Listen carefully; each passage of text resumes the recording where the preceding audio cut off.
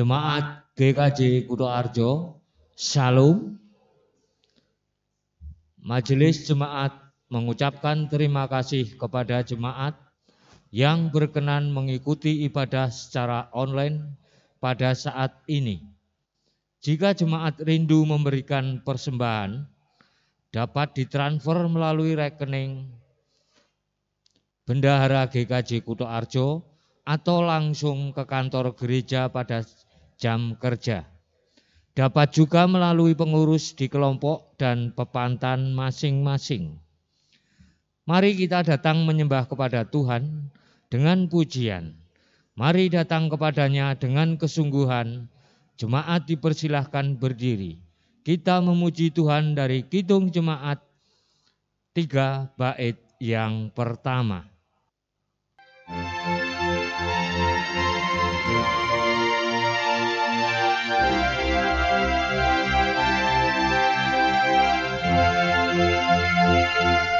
Kami puji dengan riang Dikau Allah yang besar, bagai bunga terima siang, hati kami pun mekar, kabur dosa dan derita, kebimbangan telah lenyap, sumber suka yang abadi, beri sinarmu menyerang.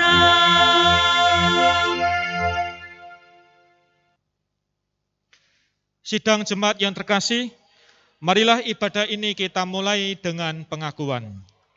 Pertolongan kita adalah dalam nama Tuhan yang menjadikan langit dan bumi. Kasih karunia Allah Bapa, damai sejahtera Yesus Kristus, dan persekutuan Roh Kudus menyertai saudara sekalian.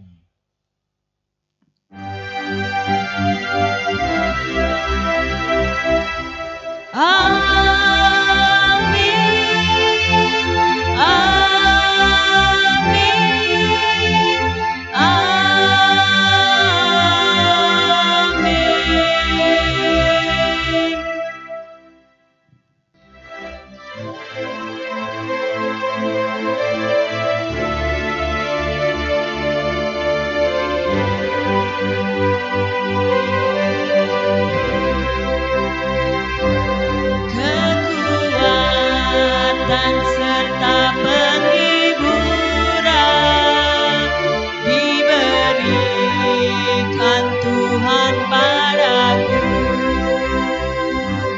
Tiap hari aku dibimbingnya, tiap jam dihibur hatiku,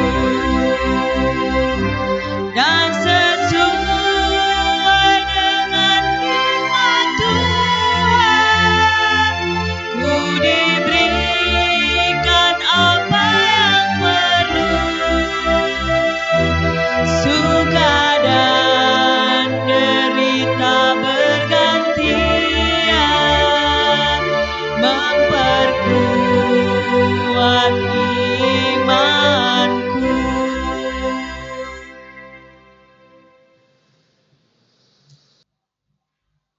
Saudara-saudara, mari kita berdoa dalam kita mendengarkan firman Tuhan. Kita berdoa.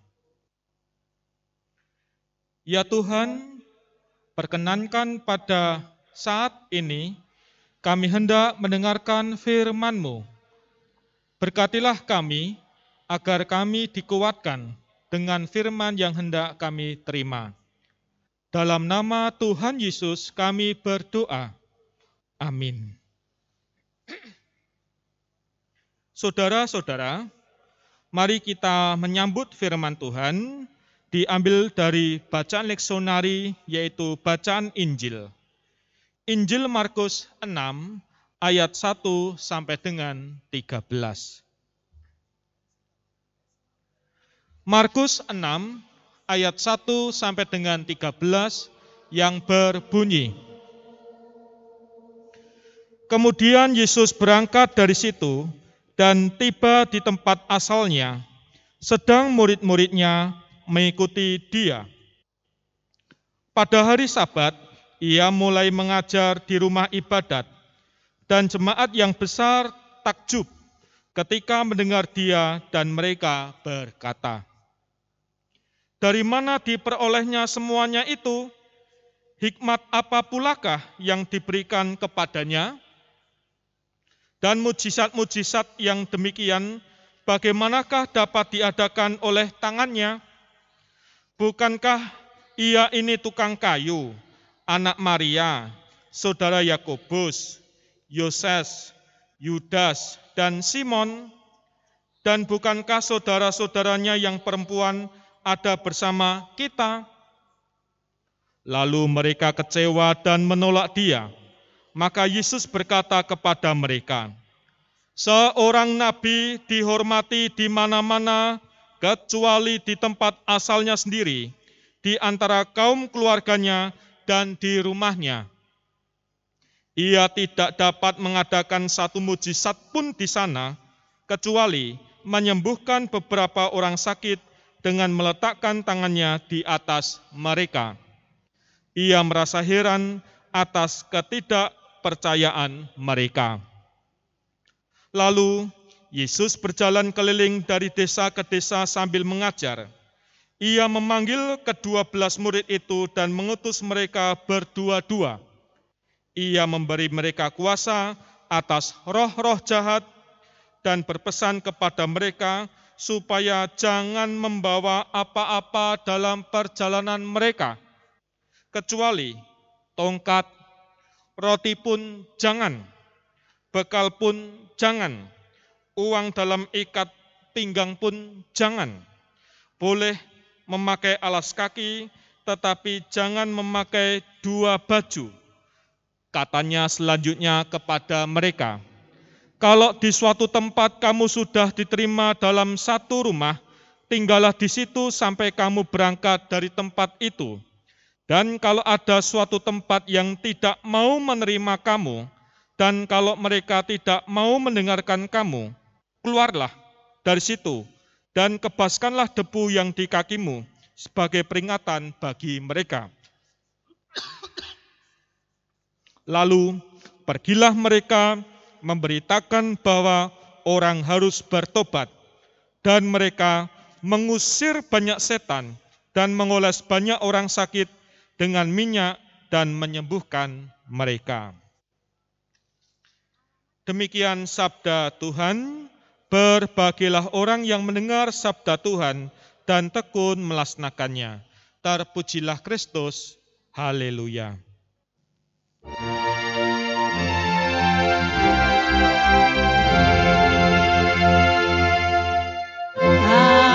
haleluya, haleluya.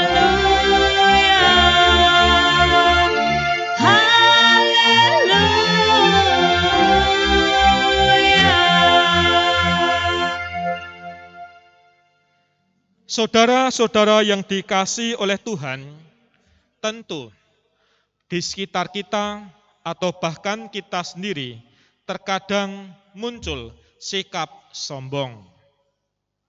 Terkadang kita muncul sikap tinggi hati, suka pamer, suka meremehkan orang lain. Inilah yang terkadang menjadi sifat dan karakter kita, melebih-lebihkan diri. Tetapi kalau ini terlalu, tentu saja banyak orang tidak suka dengan kita. Atau kalau mau jujur, kita sendiri pun kan tidak suka kalau ada orang sombong, lalu biasanya kita menyingkir dan menjauh. Itulah kesombongan, karena suka mengunggulkan diri, meninggikan diri, mengandalkan kemampuannya sendiri. Atau terkadang kita juga tidak habis pikir, kok ya ada orang yang rendah hati, lalu menjadi minder, menjadi menjauh. inilah yang terkadang menjadikan orang tidak mau menonjolkan bahwa dia mempunyai kemampuan.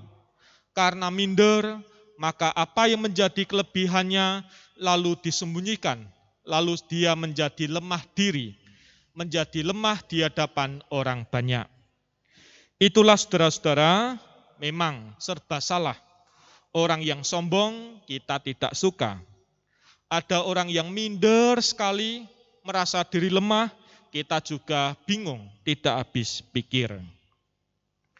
Saudara-saudara yang dikasihi oleh Tuhan, dalam hidup kita, semua orang pasti punya sisi kelemahan dan sisi kelebihan. Kedua hal ini, baik kelemahannya ataupun kelebihannya, mesti diakui keberadaannya. Tidak ada satu sisi yang diunggulkan, lalu sisi yang lain ditutup-tutupi. Jika seorang menonjolkan sisi kuatnya, sisi hebatnya saja dengan menutupi kelemahannya, maka ia bisa menjadi angkuh, sombong. Sebaliknya, jika seseorang hanya menunjukkan sisi lemahnya saja, tidak mengakui menunjukkan kekuatan dan kelebihannya, maka ia menjadi pribadi yang mudah mengeluh, menjadi minder. Ia menjadi pribadi yang mudah kecil hati. Saudara, mengakui akan kelemahan dan kelebihan yang dimiliki dapat menolong seseorang dalam proses pendewasaan diri. Sebagai orang percaya, ada penghayatan bahwa baik itu kekuatan, kelebihan, ataupun itu kelemahan, Tuhan selalu berkarya di kehidupan manusia. Jemaat yang dikasihi oleh Tuhan, keterbatasan akan kemampuan diri sebenarnya bukanlah penghalang bagi orang percaya dalam menanggapi tugas perutusan dari Tuhan. Hal ini dapat kita jumpai melalui kisah Yesus yang mengutus para muridnya untuk mewartakan berita pertobatan. Sebelum Yesus mengutus para murid-murid yang berjumlah 12 tadi, ia sendiri mengalami penolakan. Yesus ditolak di tempat asalnya sendiri, yaitu Nazaret. Penolakan ini bukan karena pengajaran Yesus yang tidak menarik. Penolakan Yesus ini bukan karena ajarannya Yesus itu keliru, tidak. Tetapi karena orang-orang Nazaret itu terusik karena latar belakang keluarga Yesus. Orang-orang Nazaret itu loh tahu siapa Yesus, TI-nya Yesus, masa kecilnya Yesus itu tahu. Identitas, latar belakang menjadi alasan kuat bagi orang-orang Nazaret menolak Yesus. Nah, sepertinya masalah identitas dan latar belakang inilah yang menjadi dasar bagi Yesus untuk mengutus para muridnya. Mengingat latar belakang para murid yang berasal dari berbagai kalangan, bukan dari golongan agama saja yang paham tentang Taurat, maka secara tidak langsung Yesus ingin mendobrak cara pikir yang menyebutkan bahwa identitas dan latar belakang mereka memiliki pengaruh terhadap penerimaan dan kemampuan seseorang untuk mengajarkan sebuah tugas karya perutusan Allah. Latar belakang apapun kalau sudah diutus oleh Tuhan, maka itulah yang harus dikerjakan. Nah, nyatanya para murid yang tidak punya kemampuan, yang tidak memiliki kemampuan dalam menyembuhkan orang sakit, tidak punya kemampuan mengusir roh jahat, ternyata dipakai dan diutus oleh Yesus. Para murid diberi kuasa dan diutus berdua-dua dengan tujuan agar mereka saling melengkapi dan saling menopang. Menariknya, dalam pengutusan ini, Yesus memberi pesan agar para murid tidak membawa bekal apapun. Loh, kok bisa? Ya, tidak boleh membawa bekal apapun, kecuali tongkat, alas kaki, boleh, selama menjalankan tugas pewartaan ini. Pesan ini memberi kesan kuat bahwa dalam keterbatasan dan dalam kekurangan apapun sekalipun, itu bukan menjadi penghalang dan penghambat dalam mewartakan Injil misi kerajaan Allah. Nah, rupanya perintah Yesus ini menjadi kritik bagi sebagian umat Kristen atau kita yang ada di sini, yang rupanya selalu berorientasi pada kemampuan diri dan kemampuan finansial, yang punya uang dalam merespon panggilan perutusan Tuhan. Lah, saya enggak punya apa-apa, saya enggak bisa apa-apa, saya ini apa? Ini tidak bisa menjadi alasan. Nah, lalu bagaimana persoalannya? Persoalannya bukan terletak pada apa yang ada dan apa yang kita miliki, bukan. Tetapi bagaimana keterbukaan hati kita menyambut panggilan Tuhan, serta bagaimana kesetiaan kita dalam melakukan tugas perutusan Tuhan.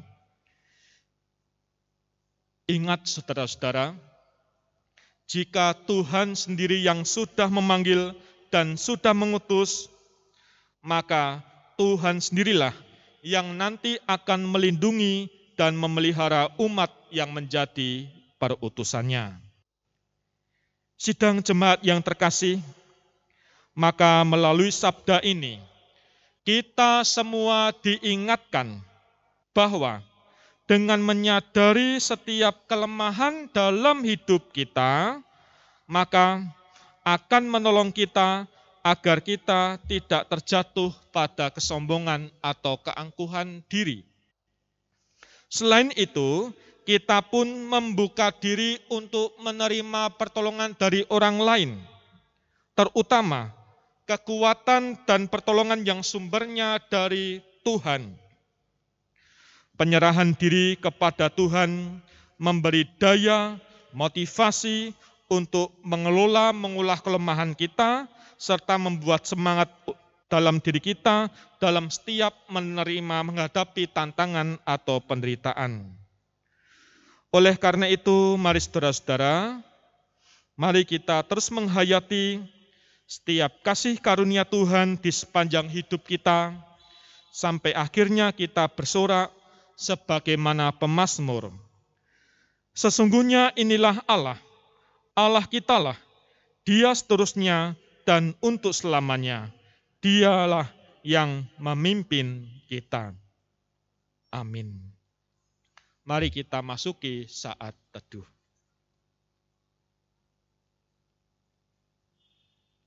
Saat teduh selesai.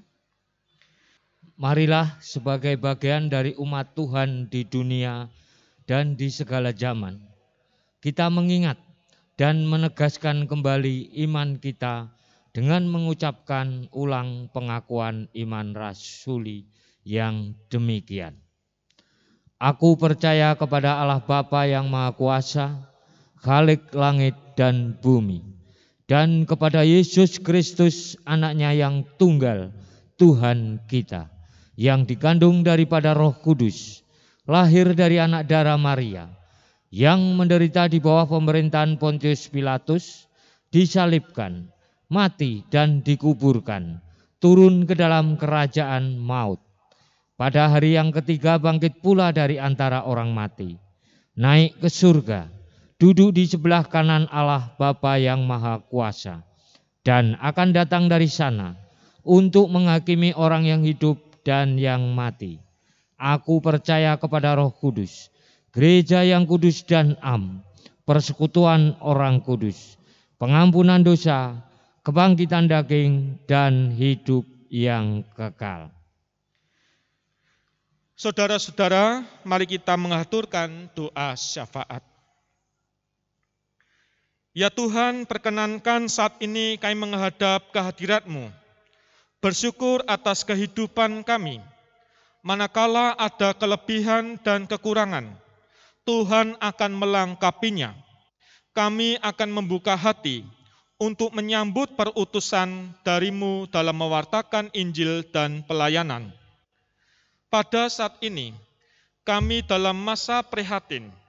Kami dalam mendukung program pemerintah, PPKM, pemberlakuan, pembatasan, kegiatan masyarakat.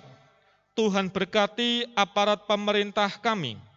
Tuhan juga memberkati kami sebagai rakyat, agar selalu patuh apa yang menjadi kehendak dan petunjuk instruksi pemerintah. Saat ini kami berdoa untuk aparat, untuk Bapak Presiden di lingkup provinsi, kabupaten, dan kecamatan. Tuhan berkati Satgas COVID dan serta jajarannya.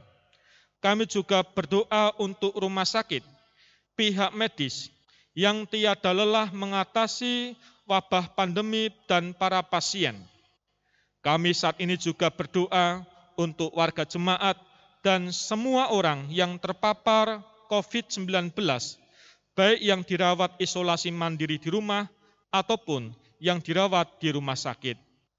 Ya Tuhan, berkati kami seluruh warga jemaat GKJ Kutoarjo agar turut mendukung kegiatan PPKM ini sampai selesainya nanti.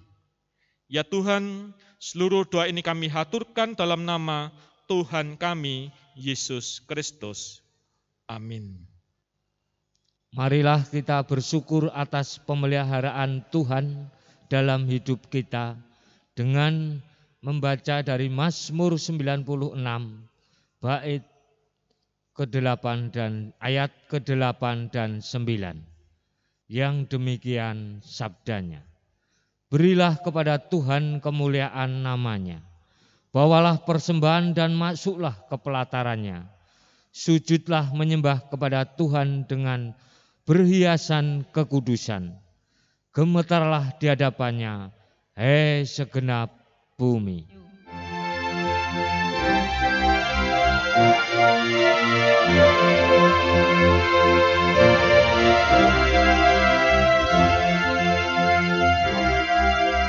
Hidup kita yang benar haruslah mengucap syukur dalam Kristus bergema. Janganlah terkebun dalam susah pun senang, dalam segala hal. Aku bermazmur dan ucap syukur, itu kehendaknya. Mari kita bawa persembahan ini di dalam doa. Kita bangkit berdiri. Sekarang ya Allah kami bersyukur kepadamu dan memuji namamu yang agung itu. Sebab siapakah kami sehingga kami mampu memberikan persembahan sukarela seperti ini. Sebab daripadamulah segala-galanya dan dari tanganmu sendirilah persembahan yang kami berikan kepadamu. Kami berdoa dalam nama Yesus yang telah mengajar kami berdoa bersama. Bapa kami yang ada di surga, dikuduskanlah namamu, datanglah kerajaanmu, jadilah kehendak-mu di bumi seperti di surga. Berikanlah kami pada hari ini makanan kami yang secukupnya, dan ampunilah kami akan kesalahan kami, seperti kami juga mengampuni orang yang bersalah kepada kami. Dan janganlah membawa kami ke dalam pencobaan, tetapi lepaskanlah kami daripada yang jahat. Karena Engkaulah yang punya kerajaan dan kuasa dan kemuliaan sampai selama-lamanya. Amin. Saudara-saudara, mari kita memasuki pengutusan. Arahkanlah hati saudara kepada Tuhan. Kami mengarahkan hati kepada Tuhan. Jadilah saksi Kristus. Syukur kepada Allah. Terpujilah Tuhan. Kini dan selamanya. Mari kita hundur dan kita menyambut berkat-Nya. Tuhan memberkati saudara dan melindungi saudara. Tuhan menyinari saudara dengan wajah-Nya dan memberi saudara kasih karunia. Tuhan menghadapkan wajah-Nya kepada saudara dan memberi saudara damai sejahtera. Amin.